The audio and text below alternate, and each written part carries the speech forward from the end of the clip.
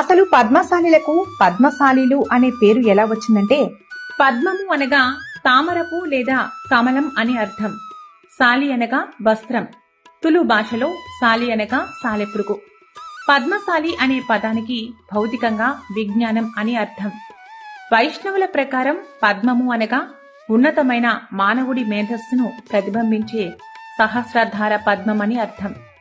శైవుల ప్రకారం మానవాళి యొక్క నగ్నత్వానికి వస్త్రాలు ధరింపచేయాలని ఉద్దేశంతో శివుడు మార్కండేయుణ్ణి యాగం చేయమని చెప్పిండు. ఆ యాగం నుండి భావన అను ఋషి చేతిలో పద్మంతో ఉద్భవించాడు.